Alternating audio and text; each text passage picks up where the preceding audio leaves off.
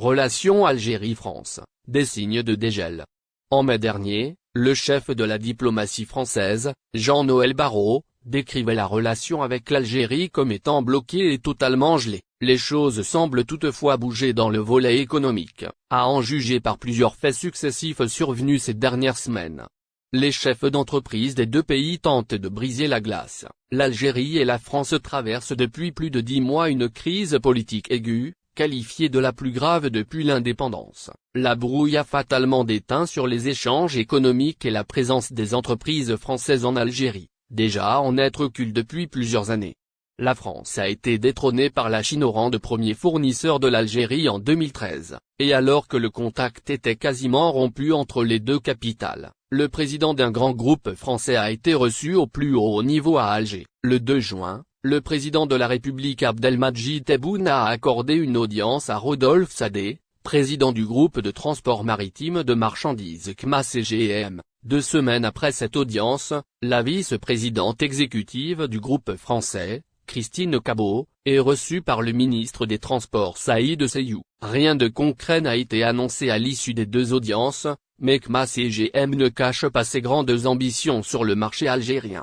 Il serait notamment intéressé par la gestion du port d'Oran. Mardi 17 juin, la Chambre de commerce et d'industrie algéro-française, CSIAF, a organisé à Alger les Journées de l'industrie, en présence de représentants d'une vingtaine d'entreprises françaises et de 150 algériennes. C'est la première rencontre du genre en 2025. Michel Brissac, président de la CSIAF, a soutenu qu'il faut séparer l'économie de la politique. C'est extrêmement important. Les 6000 entreprises françaises qui travaillent en Algérie n'ont jamais arrêté de le faire quelles que soient les positions dures qui ont pu être exprimées ces derniers temps. Nous avons absolument besoin de continuer cette relation économique, a-t-il plaidé au cours de la rencontre. Le même jour, l'Agence algérienne de valorisation des ressources en hydrocarbures, Al-Naft, a ouvert les plis d'un important appel d'offres dans le domaine pétrolier et une grande firme française a remporté un lot. 5 permis d'exploration ont été attribués, dont un à Total Energy.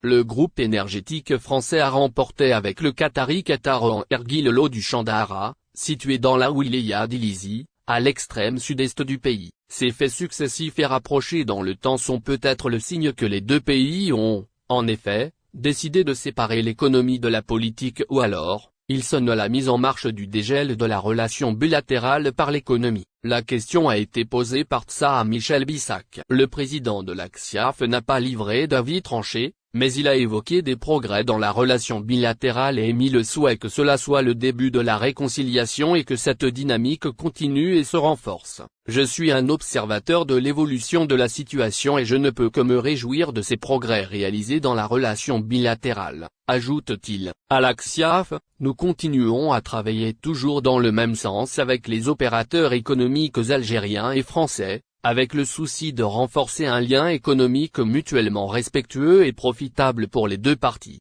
assure Michel Brissac, réitérant que cette relation ne s'est jamais arrêtée. Je suis persuadé que ce qui nous rassemble est bien plus fort que ce qui nous divise.